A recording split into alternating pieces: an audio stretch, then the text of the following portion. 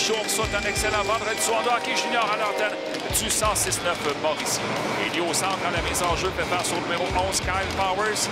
C'est parti pour le match entre les deux formations. Première mise en jeu remportée par les Cataractes. Michaud à la rondelle à sa ligne bleue et les défenseurs droits assolés par 5 secondes dans l'avantage numérique des Cataractes. Tourigny passe la rondelle à l'aile gauche, complété par le 55 Lassette dans la cave. Le tir de Fontaine qui a été bloqué par le gardien à sa droite vers le numéro 13, Matthew Butler. Dans le territoire des Cataractes, Plamondon intercepté, mais aussitôt bloqué par Butler. Passe à la ligne bleue, tir et le but!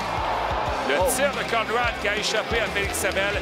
Et c'est aussitôt l'égalité 1-1 après 28 secondes après le but marqué par les Cataractes. On appelle ça une équipe qui réplique rapidement jusqu'au gardien adverse, mais sinon, ils font des revirements. Félix Sabel avait touché la rondelle avec sa mitaine. Je pense sincèrement qu'il range corporel parce que tout de suite après, il est allé voir ses coéquipiers avec un geste autoritaire pour les sauves à la gauche. Gorinov dans le coin pour Butler devant le filet, c'est Lévy de l'encadre, le tir et le but!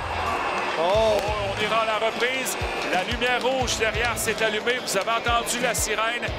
Et si ça se confirme, but qui aura été marqué avec quelques dixièmes de secondes seulement écoulés en première période. Convaincu qu'il est bon. Je pense aussi. On devrait confirmer assez rapidement le but des Highlanders. Pour l'instant, au cadran, il n'y a plus de temps de mettre la rondelle à Chandler. Butler qui a repris. Envoie chez les Cataractes. Les rondelles libres reprises par Gorbunov. Tente de contourner le défenseur. L'envoi devant, c'est dévié. Et un bel arrêt là, c'est le but. Le jeu ou pas, ça c'est un. Et deuxièmement, si il voulait arrêter l'action. Reprise. Ça, c'est sûr et certain. Là, Claude, on vient de dire, après conciliabule, que le but est bon. On vient de faire signe que le but est bon. OK. Dupuis à la mise en jeu, gagné par les Cataractes. On remet à la pointe droite vers McKinnon. McKinnon a un tir bloqué par le gardien. Il y avait une sécrétion rondelle libre. Fontaine qui va d'un tir bloqué par le gardien.